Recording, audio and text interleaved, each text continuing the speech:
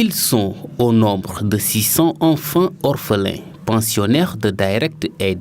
Ex-AMA a bénéficié de la consultation et de soins gratuits de la part des étudiants de la deuxième promo sortante de l'UFR Santé de l'Université Assane Seck de Ziguinchor. Ces étudiants sont assistés dans leurs tâches par leurs professeurs et d'autres médecins spécialistes venus de la Tunisie, de la France et des États-Unis. Les plus fréquentes aujourd'hui, par rapport aux patients que j'ai eu à consulter, les plus fréquentes, ce sont des parasitoses. Par exemple, un enfant qui vient pour des douleurs abdominales, un météorisme abdominal, par exemple, il y a aussi des nausées. Donc ça, il faut penser à des parasitoses. Donc c'est pour cela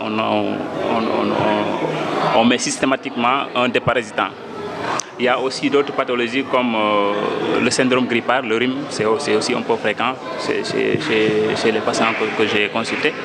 Et à part ça, bon, il y a aussi les atteintes respiratoires comme la toux. Bon, la toux aussi c'est un peu fréquent.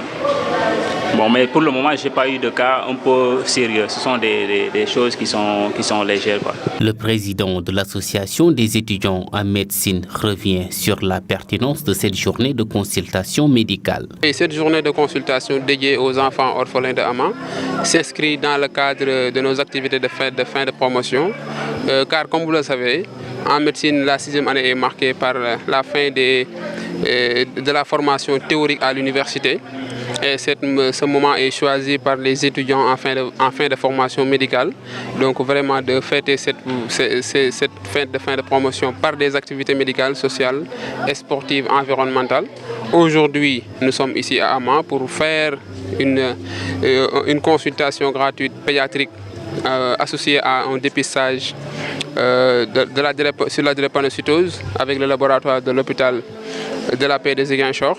Donc, parce que nous avons constaté que souvent les enfants n'ont pas souvent accès à ces services de spécialités comme la pédiatrie. Et comme nous nous sommes dit que nous allons nous déplacer, nous mettre en formation avec nos maîtres, nos enseignants qui nous ont formés pendant 6 ans, de venir prêter main forte à ces orphelins qui sont au niveau du centre AMA. Ces étudiants en médecine ne comptent pas s'arrêter en si bon chemin. Ils envisagent de sillonner toute la Casamance pour mettre à la disposition des populations leur savoir-faire en vue de jouer pleinement leur partition dans le développement social de notre pays.